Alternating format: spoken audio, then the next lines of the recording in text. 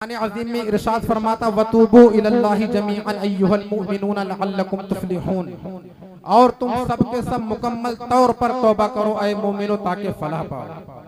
फलाह पाने का जरिया, कामयाबी का जरिया रब ने अपने बंदों के ताल्लुक से जो इरशाद फरमाया, कुरान अज़ीम की एक दूसरी आयत करीमा है। रब ताला इरशाद फरमाता है फमन यअमल मिस्काल ज़र्रतिन खैरन यरह वमन यअमल मिस्काल ज़र्रतिन शर्रन यरह, जो जर्रा बराबर नेकी करेगा उसे भी देखेगा और जो जर्रा बराबर गुनाह करेगा वो भी देखेगा। रब ताला का इरशाद कुरान अज़ीम में है इल्लल्लज़ीना आमनू व अमिलुस्सालिहाति फलहुम अज्रुन गैरु ममनून, जो लोग मुझ पर ईमान लाए और अमले सालिह किए उनके लिए बेशुमार अजर है। तौबा के हवाले से मेरे आका अलैहिस्सलातु वस्सलाम इरशाद फरमाते हैं अत्ताइबु मिनज़ ज़ंबी कमल्ला ज़ंबला, गुनाहों से तौबा करने वाला ऐसा हो जाता गोया उसने गुनाह नहीं किया। आओ जरा देखो कि जिन जिन लोगों ने रब की बारगाह में सच्चे दिल से तौबा की है, रब ताला ने किस कदर कुर्बियत अता फरमाई है और किस कदर उनके मर्तबे को बुलंद फरमाया है। आओ जरा देखो, आज मुसलमानों का एक तबका सूद में भी दिखाई देता है। सूद के हवाले से मेरे आका इरशाद फरमाते हैं कि सूद खोरों को खून और पीप दिया जाएगा खाने को। आओ जरा देखो, ये हजरत हबीब अजमी है। हजरत हबीब अजमी बहुत बड़े सूद खोर थे, इतने बड़े सूद खोर थे कि आप सूद पर कर्जा बांटा करते थे और आपके कर्जा वसूलने का तरीका ये था, जिस कर्ज खा के वहां जाते अगर कर्जा ना मिलता, नफा ना मिलता तो इतने दिन का हरजाना भी वसूल कर लिया करते थे। हजरत हबीब अजमी ने एक गरीब को सूद पर पैसा दिया था। जब वक्त पूरा हो गया उसके दरवाजे पर जाते हैं और कहते हैं आओ जरा बाहर निकलो। उसकी बीवी बाहर निकलती है, वो कहती है कि मेरा शौहर घर नहीं है। हजरत हबीब अजमी कहते हैं तुम्हारा शौहर में कर्जा लेकर आया है, ना कर्जा दे रहा है ना सूद का नफा दे रहा है, मैं हरजाना लेकर जाऊंगा, भागूंगा नहीं। मैं आज आपके शौहर को आपके दरवाजे पर जलील करके छोड़ूंगा। बीवी ने देखा मेरा शौहर जलील हो जाएगा। बीवी ने कहा अच्छा बताओ आपका हरजाना कितना होता है? कहा जो तेरे घर हो वही दे दे। उस औरत के यहाँ कई रोज के बाद उसका शौहर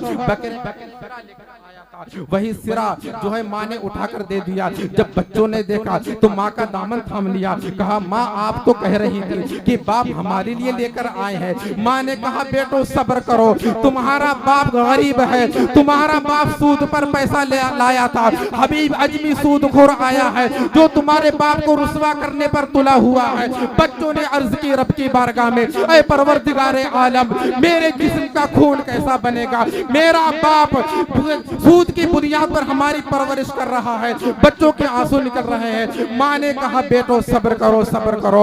माँ ने वही सिरा उठाकर हजरत हबीब अजमी को दे दिया। हजरत हबीब अजमी अपने घर पे जाते हैं, अपनी बेगम को देते हैं और कहते हैं लो ये बनाओ। जब बेगम ने बना करके तैयार किया तो क्या देखती है, हांडी शोरबे से नहीं बल्कि खून से भरी हुई है। ये देखते ही बेगम ने एक चीख मारी, कहा ऐ शौहर मैं तुमसे कहा करती थी खुदा का कहर मोल ना लो। ये देखो सूदखोरी का नतीजा जाहिर हो गया। हांडी शोरबे से नहीं बल्कि खून से भरी हुई है। अल्लाह के हबीब ने सच फरमाया है कि सूदखोर को खून और पीप दिया जाएगा खाने को। ऐ हबीब अजमी मैं तुमसे कहा करती थी रब की बारगाह में तौबा कर लो। हजरत हबीब अजमी इतना सुनते ही सजदे में गिर जाते हैं और रब की बारगाह में अर्ज करते हैं ऐ परवरदिगारे आलम मैं तेरी बारगाह में सच्चे दिल से तौबा कर रहा हूँ, मेरे मौला मेरी खता को माफ फरमा दे। ऐ परवरदिगारे आलम जब दुनिया में मेरे लिए तेरा इतना अजाब है तो आखिरत में कितना अजाब होगा। हजरत अभी हबीब अजमी ज़ारो कतार रो रहे हैं। हजरत हबीब अजमी ने रब की बारगाह में सच्चे दिल से तौबा की। अल्लाह तबारक व तआला ने उन्हें विलायत के मनसब अता फरमा दिया। ऐसे ही तौबा के ताल्लुक से मेरे आका का इरशाद है अत्ताइबु मिनज़ ज़ंबी कमल्ला ज़ंबला, गुनाहों से तौबा करने वाला ऐसा ही हो जाता गोया उसने गुनाह नहीं किया, गोया उसने खता नहीं की। बेशक बेशक सुभान अल्लाह। हज़रात आज आप अंदाजा करें कि हमारा और आपका माहौल किस तरीके से पाया जा रहा है। हमने और आपने कितनी खताएं की हैं, फिर भी हम कहते कि हम कामयाब नहीं होते। ऐसे ही कामयाब हो जाएंगे जो नताइज हमारे और आपके सामने है। आपको खबर नहीं है मुसलमानों, आपके हाथ में माहौल किस तरीके से लगा हुआ है। आपके रहन सहन को बिगाड़ा जा रहा है, आपके चाल चलन को बिगाड़ा जा रहा है, आपके दस्तूर हयात को बिगाड़ा जा रहा है, आपकी दुकानों मकान पर हमले किए जा रहे हैं। ये हमले तो जाहिरी हमले हैं। सबसे पहले आपके कल्ब रूह को मजरूह किया जाएगा। जब आपके कल्ब रूह को मजरूह कर दिया जाएगा, जब आपका कल्ब गुनाहों से बिल्कुल सियाह हो जाएगा, तो अब बताओ मुसलमान कैसे रह जाओगे। कयामत के मैदान में गुनाहों की गठरी लेकर कहां कहां भागोगे। क्या अल्लाह के हबीब के दीवानों से हमारी जिंदगी बेहतर है? क्या अल्लाह के हबीब के दीवानों से हमारी जिंदगी अफजल है? क्या सहाबा से हमारी जिंदगी बेहतर है? सहाबे कराम का तो ये हाल था कि खौफे खुदा से रोते रोते न दिन का पता चलता न रात का पता चलता, उनकी आंखें तक निकल आती थी रोते रोते। ऐ परवरदिगारे आलम, कयामत के मैदान में जब गुनाहों का दफ्तर सामने लाया जाएगा, वहां तो मेरे खिलाफ मेरे हाथ गवाही देंगे, मेरे जिस्म के आज़ा गवाही देंगे, और जमीन के जिस हिस्से पर गुनाह किया है, जमीन का वो टुकड़ा पेश किया जाएगा। कहां भाग करके जाओगे? रब की गिरफ्त से कहां छुटकारा पाओगे? कुर्बान जाओ अपने नबी पर। पहले जमाने के उम्मत अगर खता करते तो फौरन उन्हें सजा मिल जाया करती थी, जो तुमको नहीं मिल रही है, क्योंकि मेरे रब का वादा है।